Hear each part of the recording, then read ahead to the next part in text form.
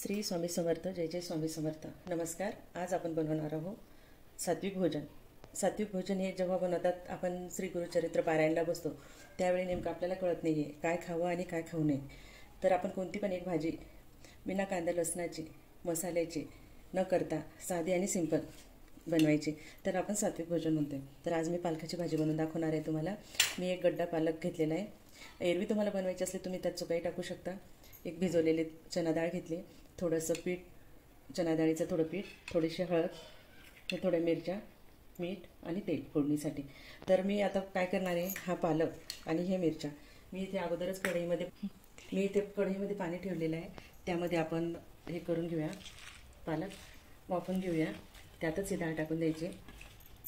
हिरवी मिरची पण त्यातच टाकायची आहे आणि याला चांगली उकळी येऊ द्यायची. चांगला पालक यात वाफून घ्यायचा आहे.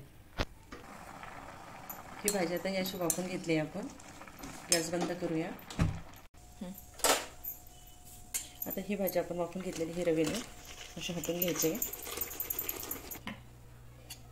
यात थोडीशी हळद टाकूया आपण आणि हे 2 टीस्पून बेसन पीठ टाकूया. तुम्ही ज्वारीचंही पीठ टाकू शकता यात, त्याने पण छान अशी खमंग एक वेगळी टेस्ट येते याला.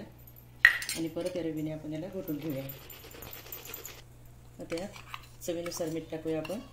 काही हिरवी मिरची मी यात कट करून वाफून घेतलेली आहे आणि काही मिक्सरमधनं बारीक फिरून घेतली.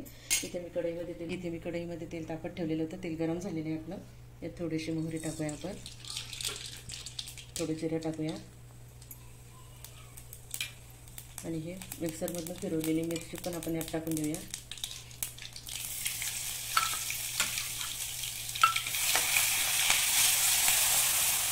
फोडणी देऊया आपण. आता असं आपण यात हे सर्व मिश्रण टाकून याला फोडणी देऊन घेतली. याला छानशी अशी एक उकळी येऊ देऊया. उकळी आल्यानंतर गॅस बंद करून टाकूया आपण. आता ही आपली भाजी तयार झाली आहे, पालक भाजी. याला तुम्ही घोटलेली भाजीसुद्धा बनवू शकता आणि खायला पण खूप छान लागते. यात तुम्ही शेंगदाणे पण टाकू शकता. जशी मी डाळ टाकली यात पालकासोबत वाफून घेतली आपण, त्यावेळेस तुम्ही शेंगदाणेही टाकू शकता, थोडीशी चिंचही टाकू शकता. पण आपल्याला आता सध्या याच्यामध्ये पारायणामध्ये चालत नाही, त्यामुळे मी टाकलेली नाही आहे. आता ही आपली भाजी तयार झालेली आहे. विशेष म्हणजे यात की नाही एक सिक्रेट आहे आपलं, यामध्ये थोडीशी आपण मलाई टाकूया. कारण त्याने काय होते, एक म्हणजे तर्रीबाजही दिसते आणि एक थोडीशी चव पण बदलते याची. खूप छान लागते. तुम्ही एकदा करून बघा, खाऊन बघा, तुम्हाला सर्वांना नक्की आवडेल.